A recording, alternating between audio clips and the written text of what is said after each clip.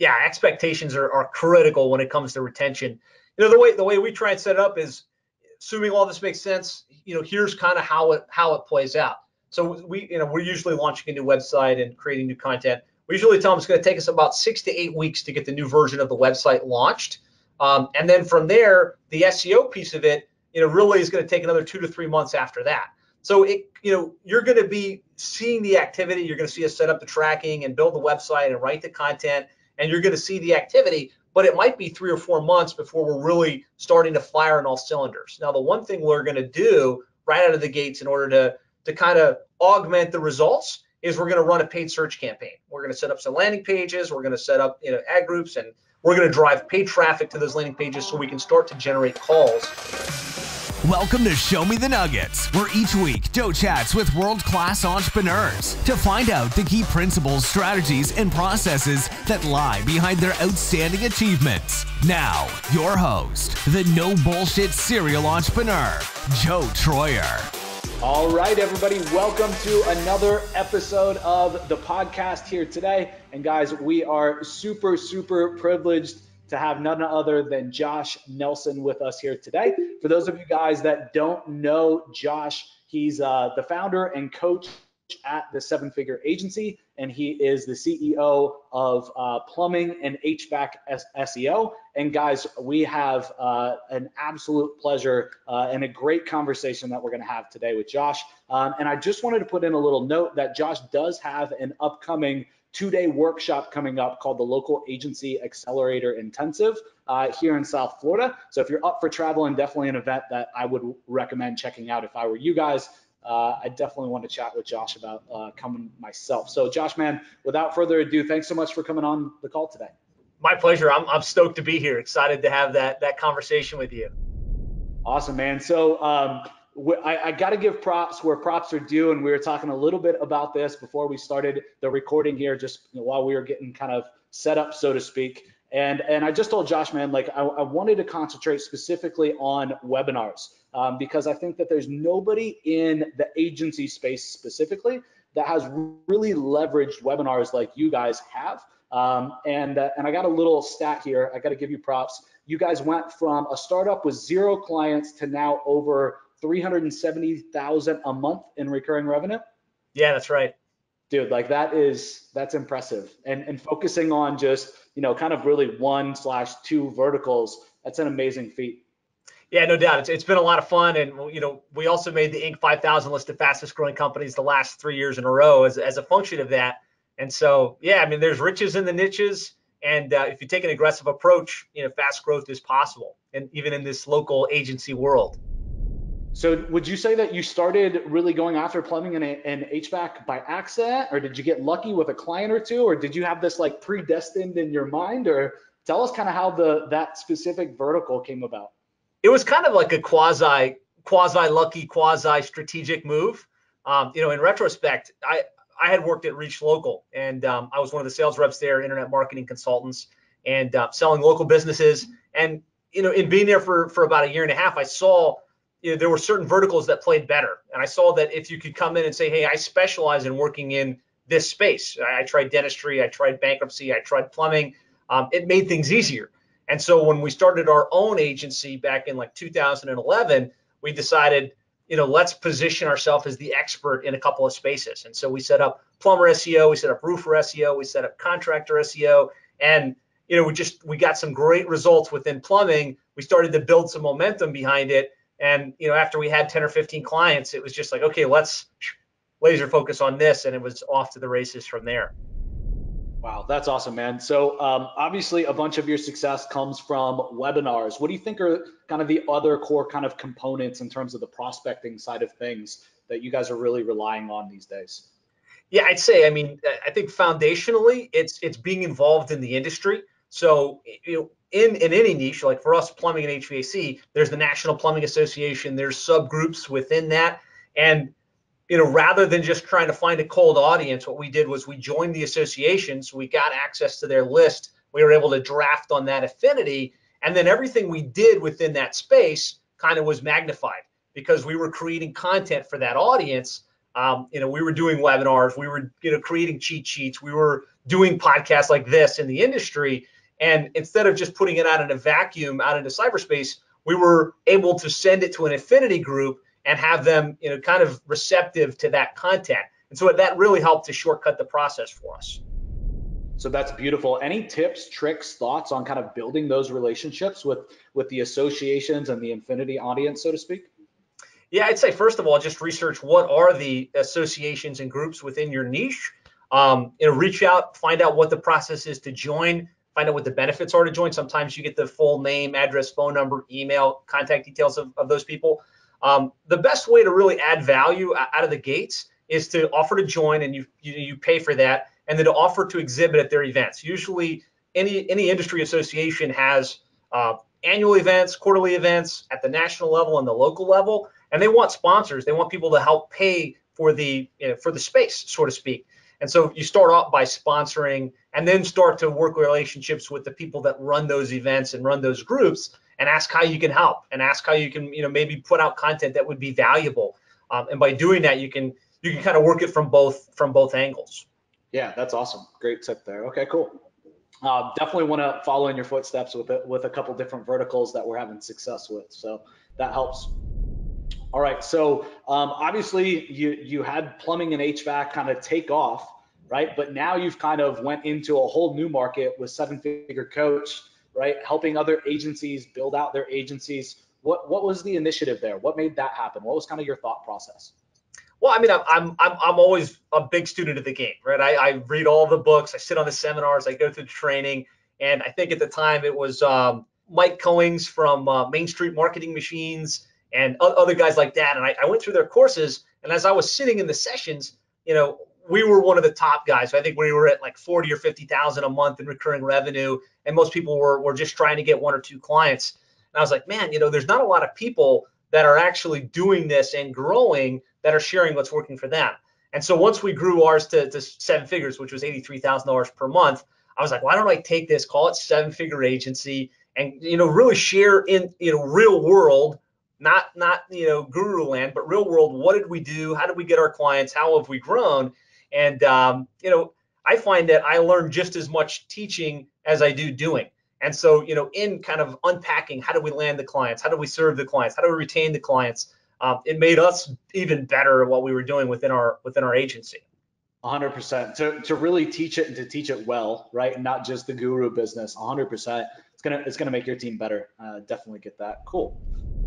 Obviously, you've grown to the seven-figure mark. You're growing much. It seems like very, very fast now, way past the seven-figure mark. So how long has it been since you hit the million to where you're at kind of today? What's that growth rate or run rate like for you guys right now? Yeah, so we grew to seven figures by our second year. This is our seventh year. So, second year we were at $83,000 or more a month of recurring. Now we're at about, last year we did 4 million. I expect to do 4.5 or 5 million this year. So pretty rapid growth. My team did some research, and they said that in your seven-figure agency model, right, that there's really 3 vital areas, right? Can you break down kind of those 3 areas for the audience and for me as well, since I don't know what those kind of 3 key areas are? Yes, I mean, I think in any digital marketing agency, there's 3 pillars, right? Landing clients. If you can't land clients, there's no way to grow an agency. I think so many of the agencies I talk with and deal with, they're stuck at that. It's like, okay, I've learned all the technical to do the websites and to do the SEO or to run the retargeting campaigns, but I don't know how to get clients. So if you can't solve for that, you don't have anything, right? So you have to get really good at systematically landing clients and landing new clients on a monthly basis. So that's pillar number 1. Pillar number 2 is deliver results, right? You have to be able to not just land the client, but actually deliver for them. And it's not just do some activity-based services. You need to be able to say, here's what I'm going to do, here's what we're going to bring to the table, and actually show them, you spent this and this is what you're getting in return, right? If you can't do that, you have no business running an agency. You don't like serve a purpose, right?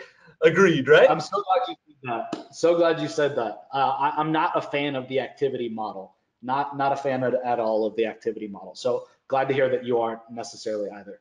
Yeah, no doubt. And then the third is retain clients long term, right? You have to have a strategic plan to keep that client with you, not for 1 month, not for 3 months, but for as long as possible. And there has to be some very specific thought process around how do you work that relationship? How do you plant the seed in terms of what you're going to be doing next so that they stay with you? Because nothing will suck your soul more than land a client, get all excited, do all the work, and then have them quit on you. It's like one step forward, one step back. And we found that if you do it right and you develop the relationship in a strategic way and you report the right kind of metrics and you show the value that you bring, you can retain at a much higher level.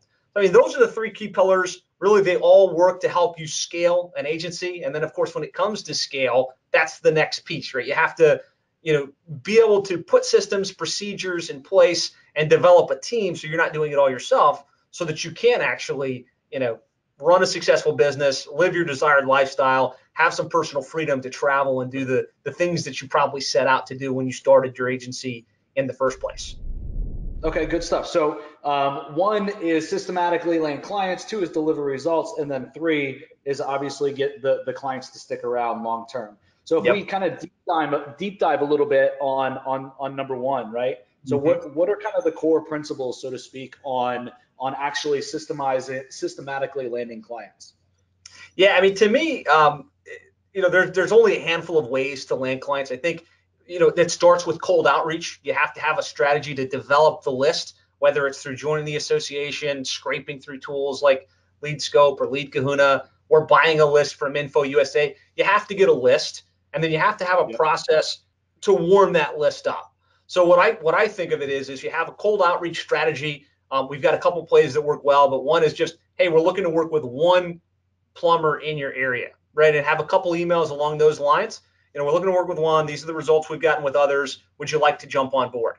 And so you've got a way to kind of get some people to raise their hand and get some deals in play.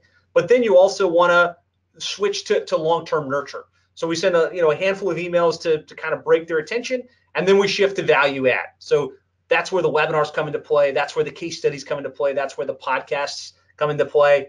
And just putting out great content on a consistent basis, which serves 2 purposes. It nurtures the database of people that you've added from cold and association, but then it also creates inbound marketing fodder, right? If you're creating content that you can upload to YouTube, that you can put on iTunes, that you can put on your blog, that you can share in Facebook groups, now you've got a reason to bring people into your funnel. So, I think I kind of went in 100 directions there, but ultimately you get a list, you develop a relationship with that list, you put out great content on a consistent basis, and then you have a funnel that people can schedule a time on your schedule, go through a consultative sales process, and come out at the bottom, qualified clients that want to do business with you and stay with you long term. So it seems like you're doing a webinar about every month or so. Is that about right? Yep. So that's kind of the goal. And then it seems like you're kind of just running through, so to speak, all the high level topics, right? Conversion, this traffic source, that traffic source, best practices in terms of marketing is kind of all that it seems. And then I'm assuming you probably just repeat with new updates. So we've got about 12 webinars that we run throughout the year, 1 per month, on high level topics that, for instance, at the beginning of the year, it's your 2019 internet marketing plan. Now, of course, these webinars only make sense in a niche, right? If you're just doing it broad, nobody cares. You're just another dude talking about internet marketing. But if you're talking about that for plumbing companies or that for roofing companies or whatever your niche is, that group is like, wow, there's not a lot of content specifically for me, right? And so we're able to put out these webinars, and the whole thing is we want to nurture the database. We should be emailing them a couple times per week, really. So when we do a webinar, we can send some invites. Hey, we've got this webinar coming up. It's going to be interesting. It's not annoying. It's something of value added that's going to happen at a date and time. And then after the webinar is done, we can send them the replay. Hey, in case you missed it, here's the link. It was awesome. And we can send a couple messages like that. So it gives us a reason to email the database, and it forces us to create new content in terms of the actual webinar, which becomes a video, which becomes a podcast, which becomes a blog post that kind of drives our lead generation engine. 100%. Okay, cool. So then you're doing about a webinar a month.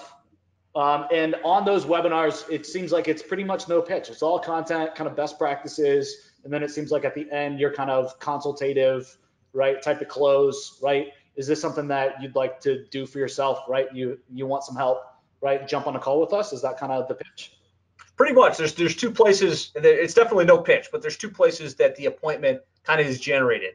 The confirmation page after they register for the webinar, that's the number one place. Actually, we get more scheduled appointments from that than we do from people that sat through the whole webinar and decided to jump in, or even the people that watched the replay. So having an autoplay video after the registration page that says, hey, thanks for registering for the webinar. It's going to be awesome. You're going to get great value. But if you're like most plumbing and HVAC contractors, you're busy. Really, you want someone to do this for you. And if that's you, you're going to love the webinar, but let's schedule a time now, right? Before the day gets ahead of you, before you get too crazy, click the button below, schedule a time on my calendar. We'll look at your specific situation and show you how we can implement this for you.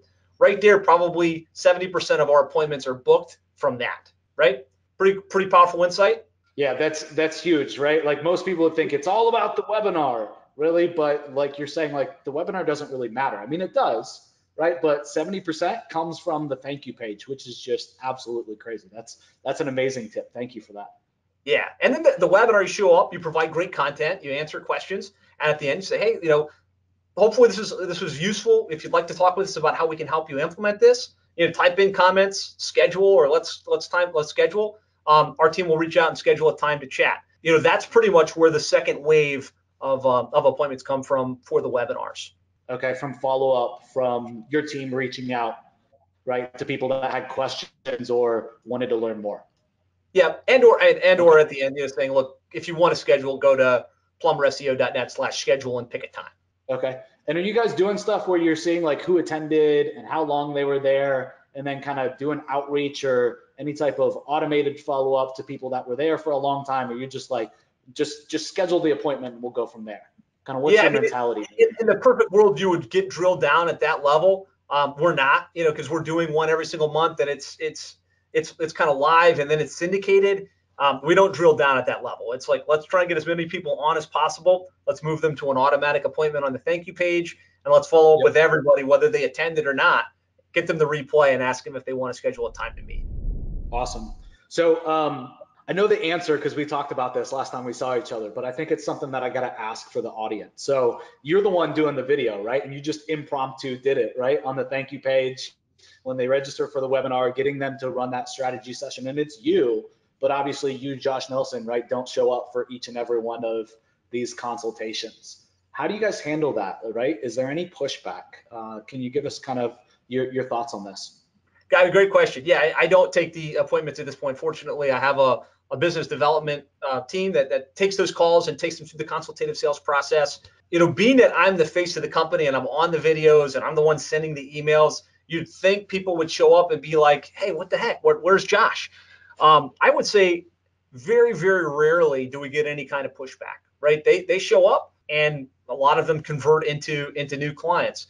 So I guess if anything, it's just probably get out of your own head about the fact that people are going to flip out, that it's not you, and set it up, put the people in place to do it, and you might be surprised. All right, great. So Josh, is there a time or a place or a situation in which you believe an agency wouldn't want to be running or should be running webinars? Yeah, I can't really think that there is, right? Pretty much everybody can benefit by positioning themselves as the expert by putting out good content. We know that you can get appointments just by promoting a webinar on a sexy topic or something that people find interesting. So even if they're not great on camera or they're not super confident, they can still benefit from doing it and from putting out great webinars. So I can't think of any scenario where it wouldn't make sense to do it.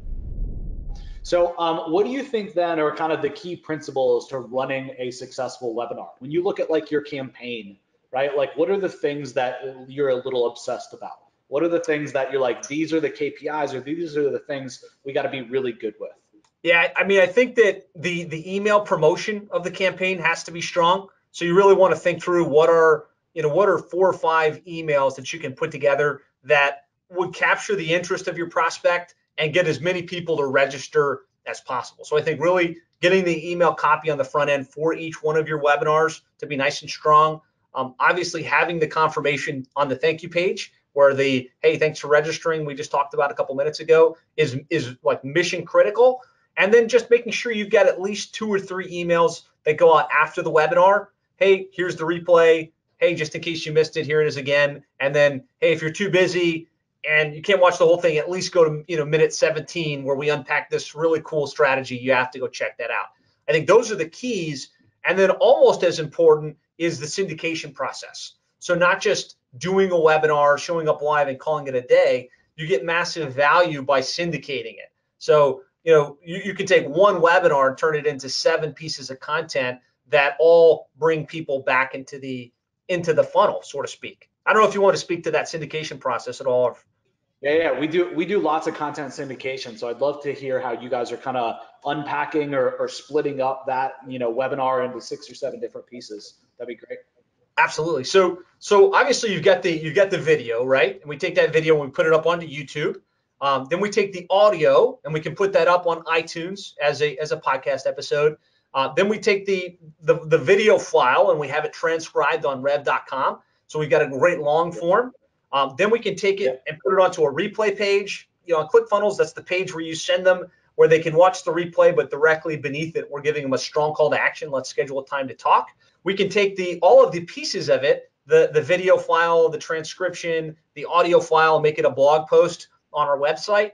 I also like to take the slides and upload them to SlideShare. Believe it or not, a lot of discovery happens in SlideShare, which we can then embed onto the page itself. And so that's kind of our core syndication strategy. Then we email it out. We upload it to the different Facebook groups that we're involved in within the industry. And then, for bonus measure, what we found works really well is to take the session and then break it up into component parts. I mean, usually on a webinar, you've got like 5 key topics. So how to set up your website, how to use multimedia, just giving some examples.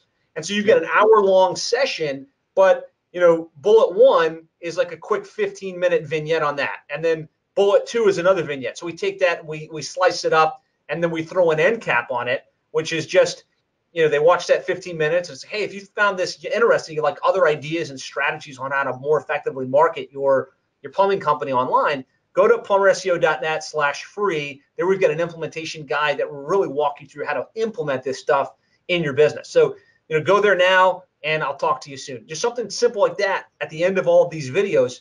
Now you're creating massive amounts of good content with different keyword optimization that people can find and then be taken to the top of your funnel. Yeah, man, that's beautiful. And I'm assuming at this stage in your business, that is probably done on complete autopilot and you don't touch any of it, right? Yeah, I mean, I would like to say it's 100% autopilot. It's very near autopilot. So okay. I show up and do the webinar. I've got someone that sets up the registration page and the thank you page, and then somebody that takes the syndication process and runs with it. There's still little pieces like writing the emails and kind of tweaking some things that I'm involved with. But yes, fortunately, I've removed myself from a lot of the clicks and uploads and other little steps in the process. Okay, cool. So then on the webinars, are you really obsessed with trying to track engagement and getting people to stay till the end, or increasing the attendance, or kind of how far down the rabbit hole, so to speak, do you really go, right? Because it can be truly a rabbit hole. Yeah, I mean, in my world, I don't track that at all. Like, I'm really not looking at that metric. That's not the most important thing for me. It's more creating the content, trying to get the people that are interested to the party, because it's not a sales webinar like you typically would think of, where you do it once and then you do that same thing again and again, and you kind of tweak and refine and try and maximize the ROI of that one webinar. Because we're mixing it, literally creating new content every time, it's less of a priority for me. So one of the concepts that you talked about earlier was kind of taking a cold list, right? Whether you're getting it from an association or you're getting it some other way, whether you're buying a list, whether you're using one of the other tools to generate the list. And you talked about taking them from cold to warm.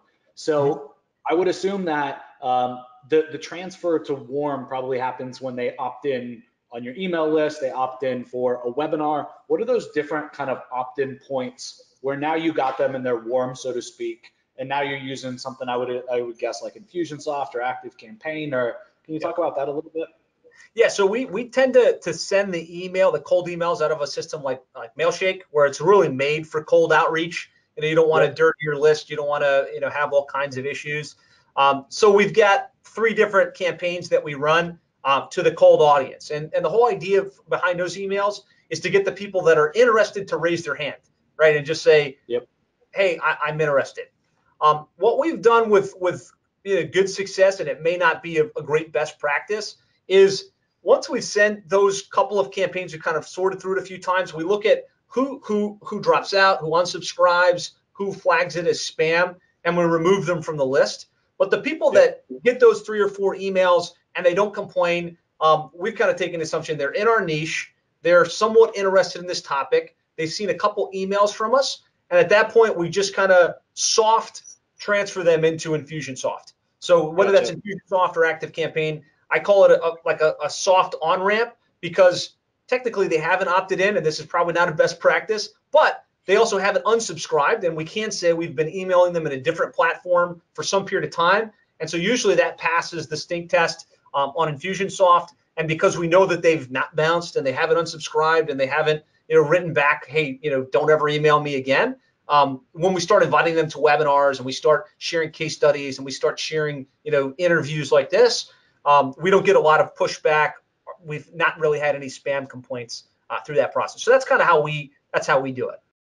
Okay, so when you're reaching out cold using whatever platform that you are, I know that you said you lead in and you're just trying to get them on a consult, right?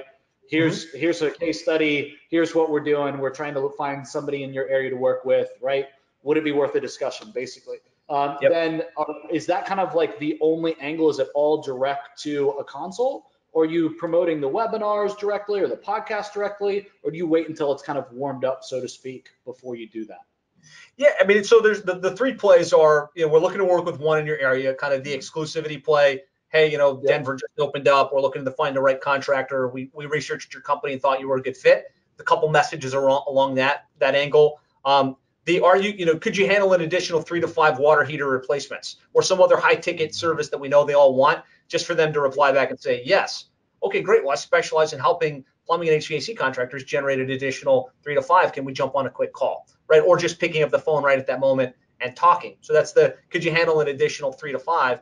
And then the others are more content plays. Hey, we've developed this guide on how to most effectively market your plumbing or HVAC business online. Would you be interested in looking at it, right? Just to try and get them to reply.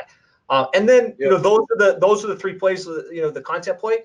And then we move them into Infusionsoft, and we've got kind of a soft on-ramp, which then just kind of adds them to our list. So as we're doing webinars, we're inviting them. They're getting the whole sequence of emails. Cool. That helps a lot, I think. I think a lot of people overcomplicate that process, right? They got like 1 or 2 maybe cold campaigns, and then they're like, how do I connect that to my warm? And they get so stuck in the details that they don't take the imperfect action, right? And then there is no moving from one to the other, and just kind of everything comes to a halt. Yeah, you said it right, man. Imperfect action beats inaction any day of the week. All right, awesome. So then let's talk about, if you would, or if it's okay, let's talk a little bit about how you handle then the consultations, right, and the meetings themselves. Can you talk about the structure, a little bit of those? Absolutely. So we take what we consider to be a consultative sales process.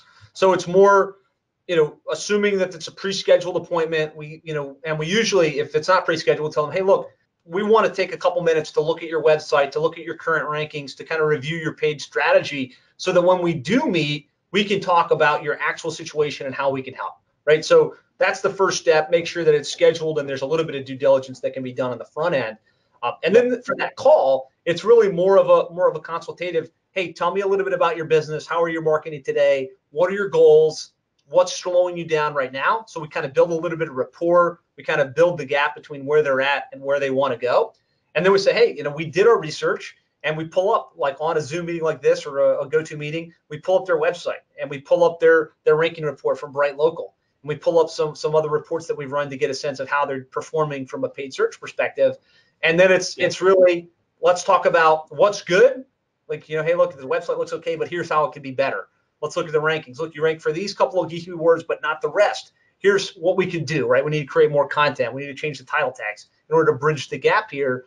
And then they get the buy. They're like, okay, yeah, I see there's lots of things that we're missing that we could be doing better. And then we start to show examples. So let me just show you how we helped Schuler Services in Allentown. And here's their website. And here's where they rank. And here's what we did from a strategy perspective to make this happen. Do you see how that's different than what you have now? And they're like, yeah, absolutely. Okay, great. Here's what we can do. And then we walk them through our program, our price, and we ask for the business. So do you do anything where you're kind of future pacing? Here's where, your expectation should be set, right? Like, can you break that piece down a little bit? One thing that I've seen a lot lately that's coming up and kind of resurfacing again is I see some really, really bad expectations being set. And not just like no expectations are being set, but just really bad ones. Like, yeah, we're going to get a return for ourselves month one. And I'm like, what are you doing? What are you saying? Like, you're setting like the expectation that's going to have you onboard the client super fast, and they're going to fall off the truck as fast as they came on. Like, so can you talk about that for a second? Because I know that retention is such a key for you guys. Obviously, you got to make sure that you're setting the right expectation. Yeah, expectations are critical when it comes to retention. The way we try and set it up is, assuming all this makes sense, here's kind of how it plays out.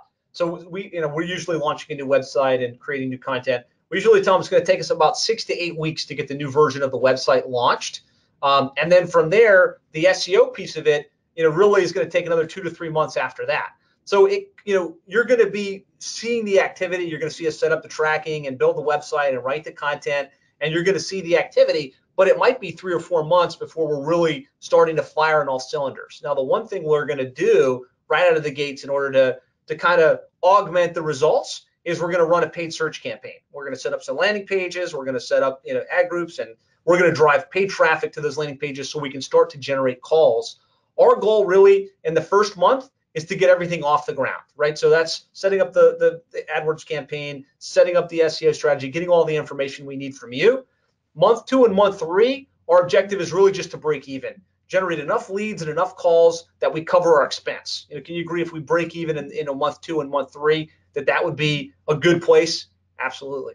And then by the time we get into like the 4th and 5th month, that's where we like to see the numbers start to ramp up. We start to rank for some stuff. We start to generate some good organic traffic in combination with the paid campaign. We're able to start to fine tune it, find the keywords to generate the best results. And really, usually for our clients, by the time we get to the 5th and 6th month, we're starting to really get some momentum behind it. And it's just a no-brain business relationship from that point forward.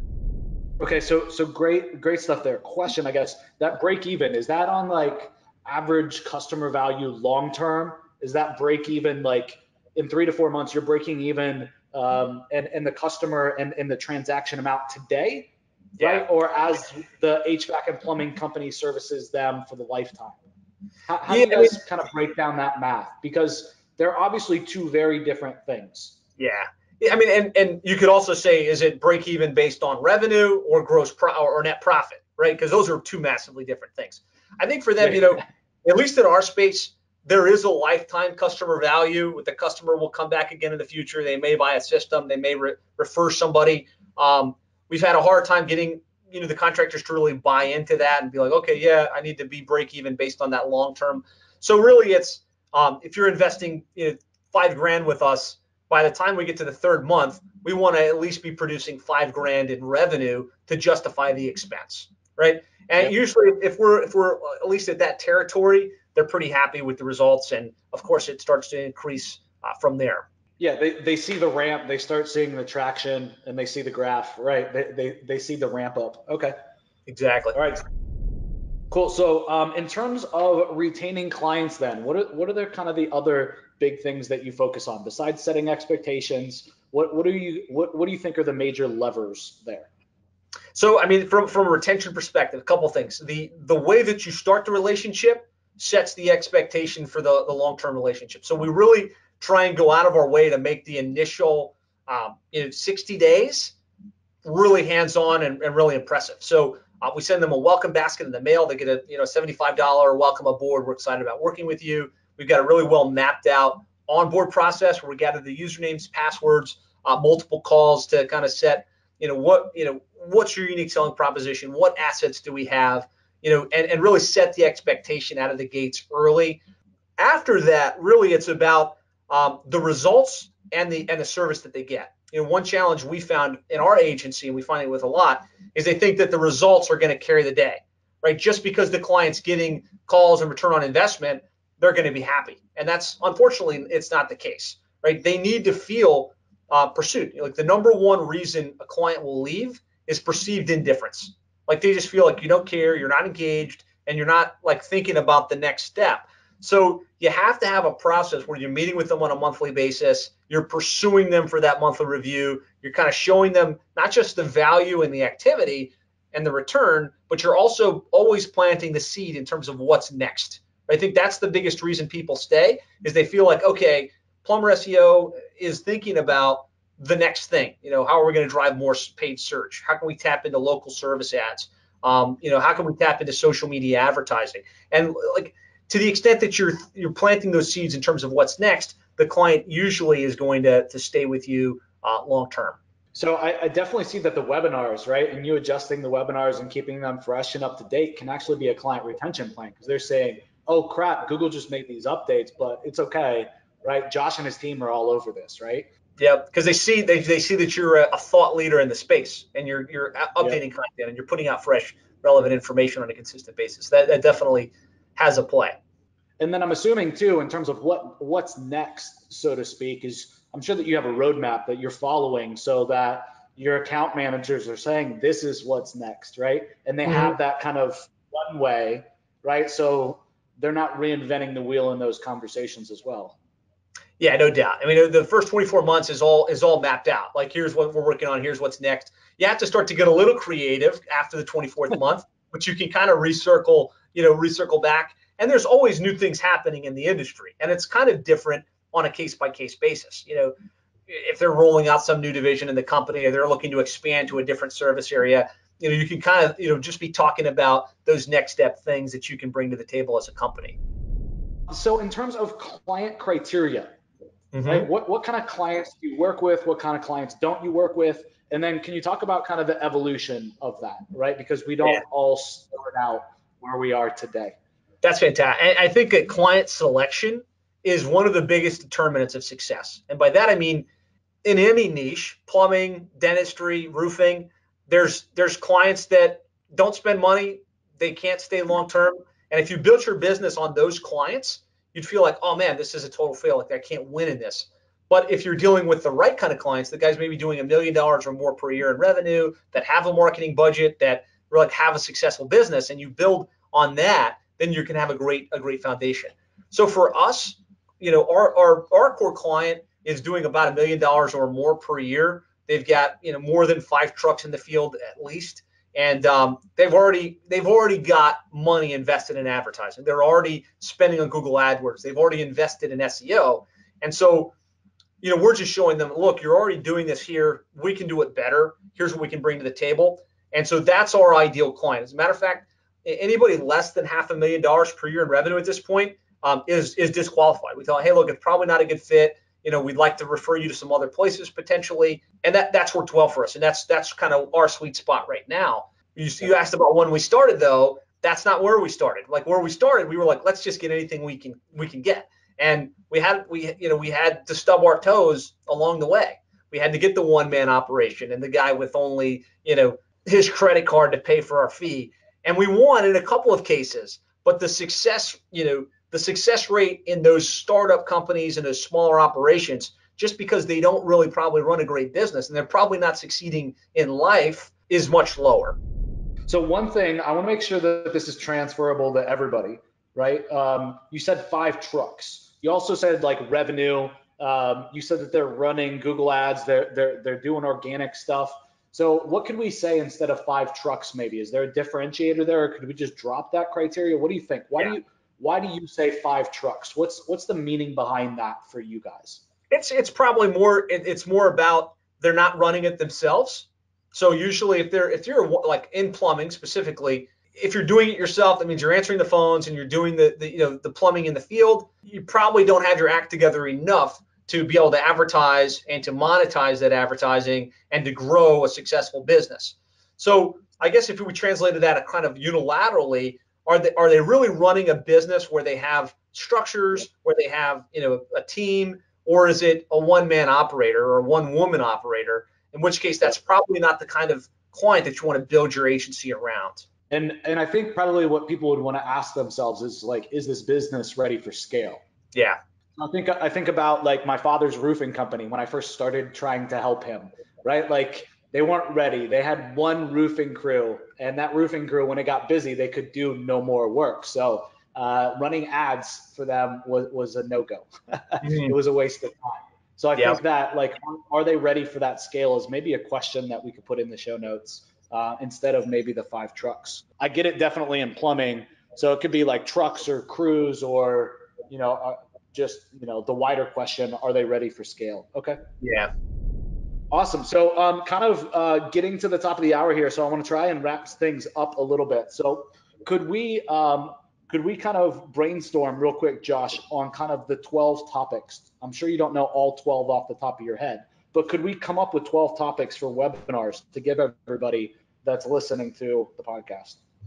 Absolutely. So, I mean, the overall plan webinar tends to work well towards the beginning of the year. So your internet marketing plan webinar, how to optimize your website for conversion, like how to make sure that website's built to convert visitors to callers, how to get your website ranked. So how to set up the pages and the on-page optimization and the link building stuff. I found another webinar you can run is just on Google Maps and the 3-pack, how to get ranked in the Google Maps. Everybody wants to know about that.